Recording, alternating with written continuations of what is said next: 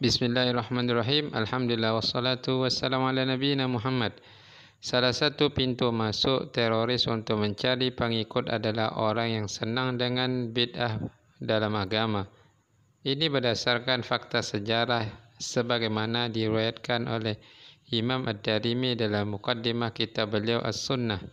Imam Ad-Darimi meriwayatkan dari Amru bin Salamah, ia berkata, kami duduk menunggu di depan pintu Abdullah bin Mas'ud sebelum sholat subuh. Jika ia keluar, maka kami berangkat bersama menuju masjid. Lalu datang Abu Musa al-Asy'ari, maka ia bertanya, apakah Abu Abdurrahman sudah keluar? Maka jawab kami, belum.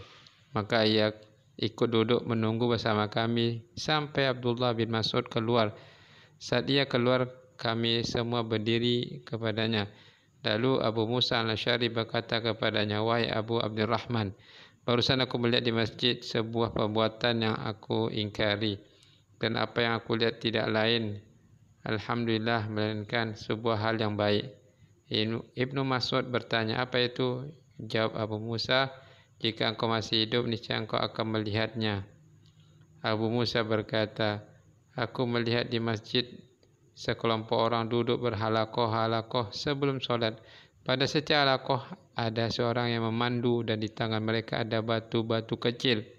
Maka ia berkata, ayo bertasbih 100 kali. Maka mereka bertakbir 100 kali. Lalu ia berkata, ayo bertahlil 100 kali. Maka mereka mengucapkan tahlil 100 kali. Lalu ia perintahkan, ayo bertasbih 100 kali. Maka mereka pun bertasbih 100 kali. Ibnu Mas'ud berkata, apa yang engkau katakan kepada mereka?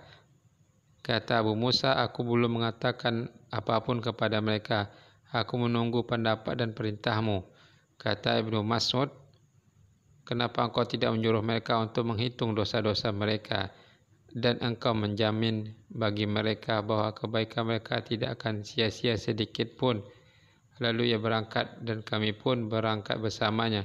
Sehingga ia mendatangi salah satu halakoh di antara halakoh-halakoh tersebut, lalu berdiri di hadapan mereka seraya berkata, apa yang sedang kalian lakukan? Jawab mereka, wahai Abu Abdurrahman, hanya batu yang kami gunakan untuk menghitung takbir, tahlil dan tasbih.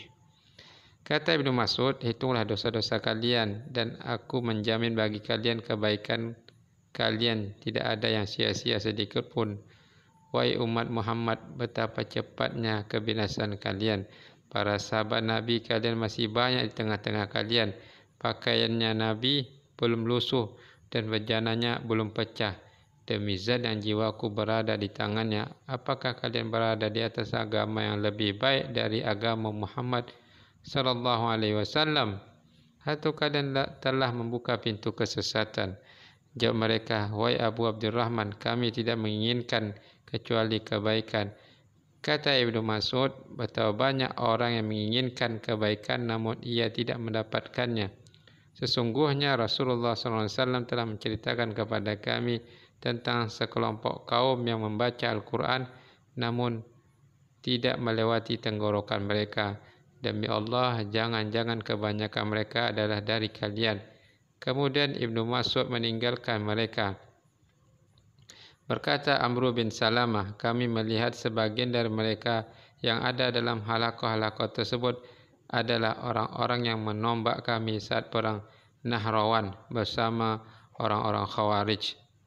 Hadis ini disahihkan oleh Syekh Albani dalam silsilah sahihah.